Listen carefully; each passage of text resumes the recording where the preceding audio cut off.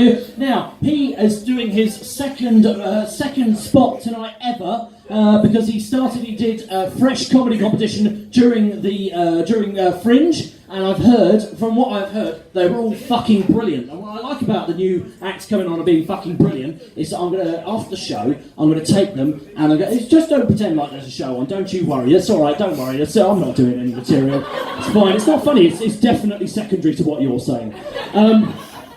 So, we've got this act coming on, and he did fresh, and apparently he was brilliant, and I'm going to take him aside afterwards and tell him that he's actually crap, and he should stop doing comedy and probably kill himself, because I don't need the competition, alright? I just don't need it, I can't be doing with it. But, ladies and gentlemen, you've been fantastic so far, so let's get some applause going, We've done it so well so far. Welcome to the stage, Chewie, ladies and gentlemen.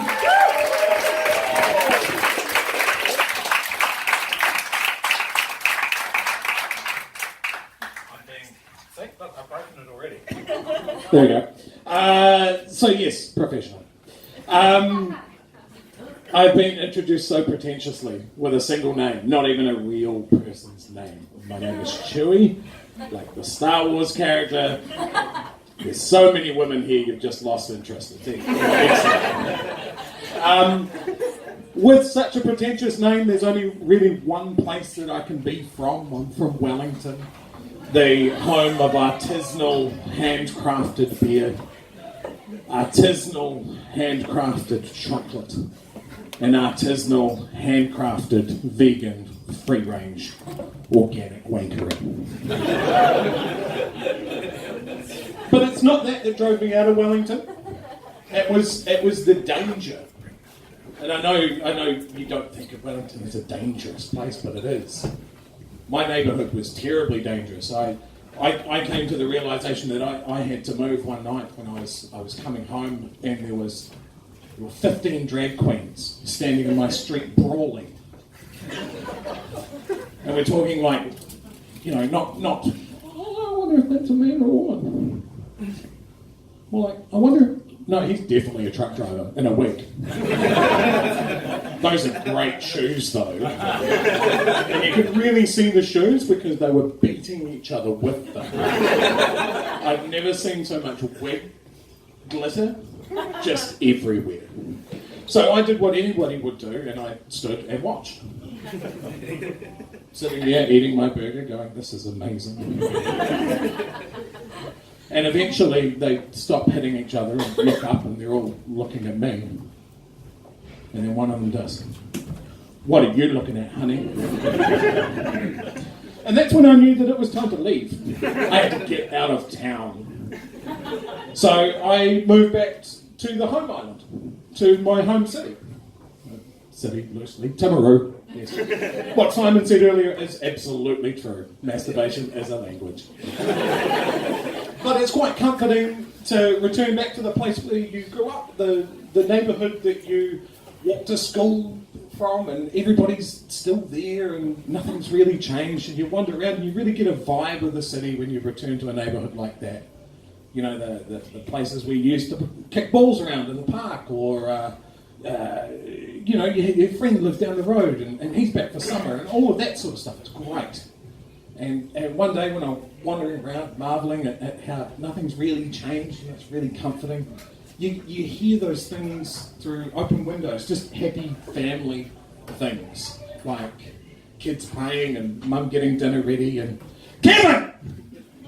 Told you before! Get your dick out of the fucking butter!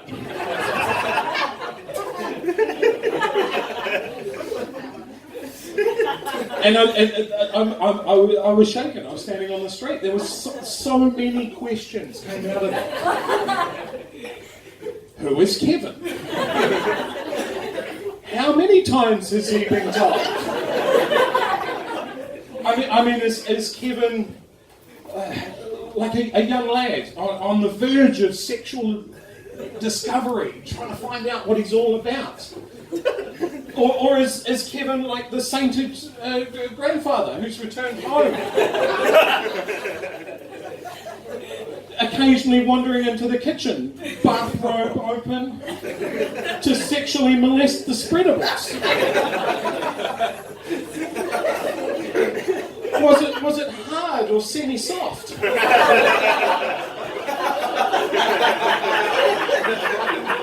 So many questions. So many questions.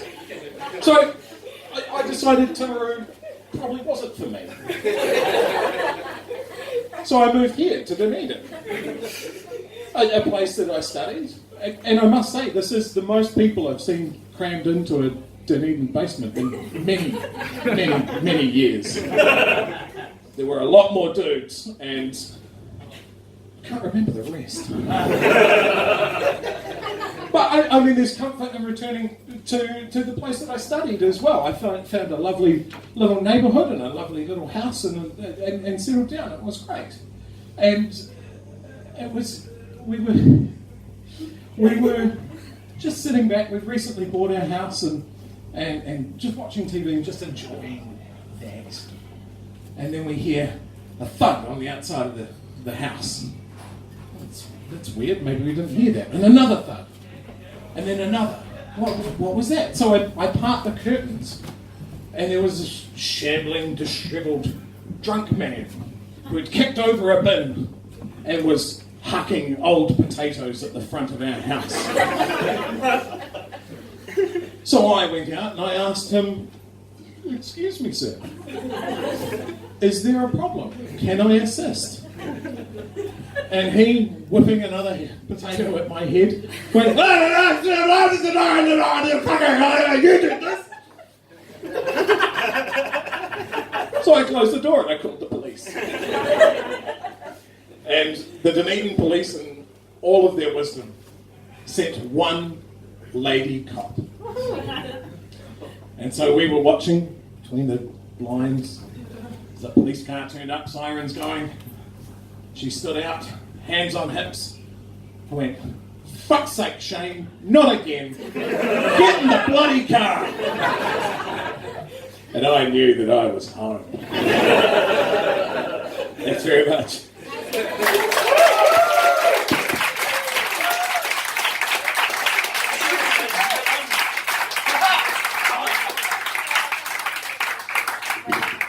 Chewie, ladies and gentlemen. Fucking Mike. Another round of applause, I think. Very funny. That was very funny.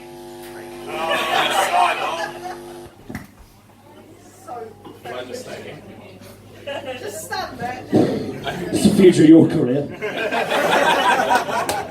No, that's an awful thing to say. Thanks, Weinstein. Thanks. Yeah, nobody found that funny. So that in a room full of women. So there's something to learn about comedy. Listen to me.